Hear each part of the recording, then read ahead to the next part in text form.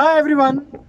Today I'm going to read the 29th chapter of my novel Farishta. So let's begin. I dip different kinds of lentil in water. I boil meat and I prepare sauce. And then I started preparing halim. When it was ready, I sprinkled some.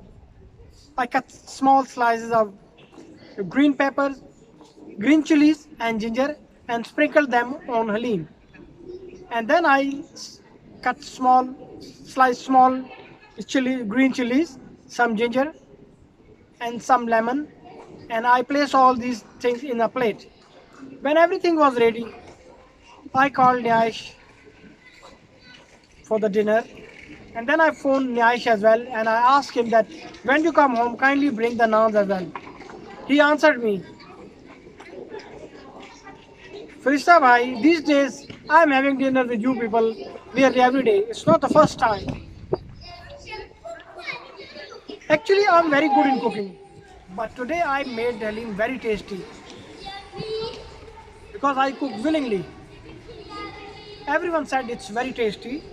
After having dinner, all of us have kava. Normally, I don't like kava, but today I took kava as well. Like always, Saklan praised my cooking and my writing as well. I said, next chapter is ready. If you want to read, I can give you. He said, how many babs left? Babs mean chapter in Urdu. And I said, I haven't decided yet, but I give you the sixth chapter now. Saklan Sahab, can I ask you one question? He said, yes, why not? The place where you live, do they mind you don't eat with them in the evening you don't have your dinner with them? I think no. They don't feel my absence. Even if they do, they never showed their feelings and they never said anything about this. I should say they don't care what I do. I think one should not interfere in others' affairs. I think in these days it's important that one should mind his own business. But Saklan Sahab, the place where we live, one should have such a reputation that if you aren't with them, they feel your absence. I'm totally agreed with you. But I give them house rent, mess allowance every month without delaying it. I think if I'm not with them, they should they should not feel my absence. You can say that, okay, now you should grant me permission to go. Let me say thanks for the naans. Then I should have say thank you for the delicious halim. I think we shouldn't say anything. I must go now. So I'm leaving. As I came home, I started reading sixth chapter.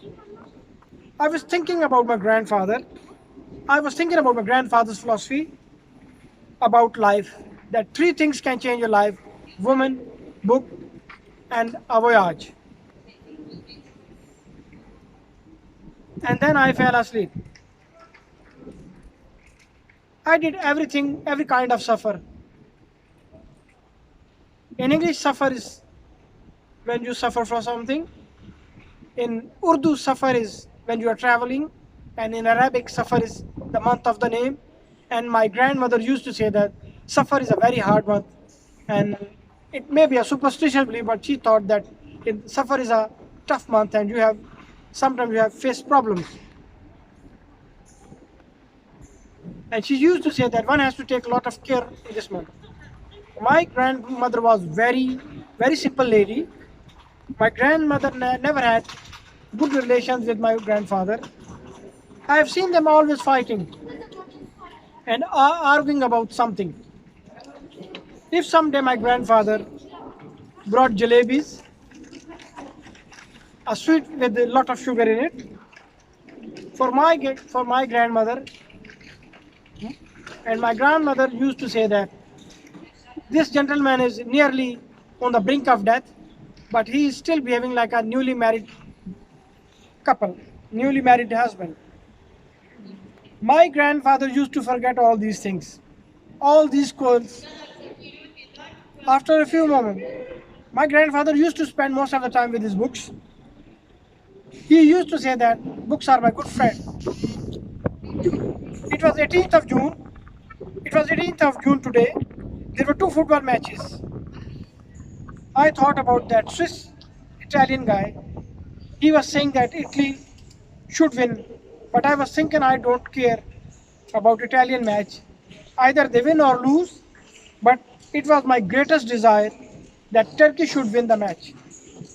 I was thinking about this that I went to the bath, I cleaned my teeth, I saw my face in the mirror, I felt lots of ants are scattered everywhere on my face. I went to the Garnaga's hotel, which was a refugee camp now, and asked them for disposable razor. After having razor, I started my shave. I started doing my shave.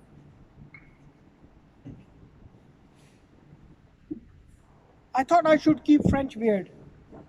It's called box beard as well. I used to make changes in my faces, in my personality, because if you see same face with same style, you get bored. So I selected this kind of beard and then I shaved my head because there weren't lot of hair on my head. There were two main reasons of losing hair. One was I used to travel towards north. I used to travel towards north of Pakistan as a tourist guide, and water wasn't suitable for me. And the other reason was I used to use hot water for the shower, even in hot weather. But I have a friend who is mad for genetics. He told me about the baldness. He told me about the baldness is a genetical thing. It has nothing to do with hot water or having shower every day. Although in my family, I have never seen anyone bald. In my family, men have hair until their old age. Their hair become white, but they don't become bald. I don't know why genetics attacked me only. When I came out from bathroom, I noticed that most of the people who were in most of the people who were outside, they were looking at me. Especially those two Pakistanis were staring at me badly. Today I had to go to at same place where I came on first day. My medical and interview was remaining. These things would have done before, but refugee camp staff were shifting their things to the new building, in a new building. Everything was messed up. Toyota van from Garnagi Hotel to barrack kind of refugee camp. There they serve us food. Sorry, I repeat these last lines. They took us in a same blue Toyota van from Garnagi Hotel to barrack kind of refugee camp. They serve us breakfast. When I finished my breakfast, I was thinking that people who serve us breakfast, they will ask me to do something like cleaning toilets, kitchen, hall, or garden, but nothing happened. A security guard accompanied me to the same place where I passed my first night. He asked me to sit in the same room where I waited for the fingerprints and the photographs. Next to it, there was a small garden. I entered in the garden. There, that Pakistani was sitting who asked me in Garnagi Hotel that why I came to Swiss, what my asylum case history was. As soon as he saw me, he said to me, Do you know why they brought us here today? I said, I don't know. So he said, today they will take our interview. I got shocked that this gentleman has a lot of knowledge, lot of information about this place. Since I was in Swiss, the weather was very nice. Days were sunny and warm. I was thinking in Swiss, it should be cold in the month of June, but there was nothing like that. I had only one problem, that I was sick of my clothes because I was wearing same pair of jeans and t-shirt from last 4 days. Underwear's condition was very bad. It was unwearable, so I threw it out. I threw it out. So from last few days, I was enjoying my pair of jeans without underwear. The person who gave me information about interviewing me, he asked me curiously, so you tell them what you told me in Carnegie Hotel? I said, yes, of course. What I told you is the truth. Kindly don't tell them, my friend, all this. It will be shameful for Pakistan. If I tell Swiss people that I'm homosexual, it will be shameful for Pakistan. That's what you mean? Yes. So what should I tell them? You can say to them that you have some political problem, a religious problem, you are Qadiani. It's a name of sect in Pakistan, they are out of Islam. Or tell them you are from some other sect. I said, it won't be shameful for Islam, wouldn't be shameful for religion.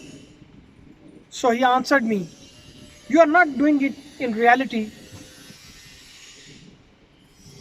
And I said, but I am not homosexual either. Thank you very much. I hope you like my video. Like my video, subscribe my channel and press the bell icon. And thank you very much.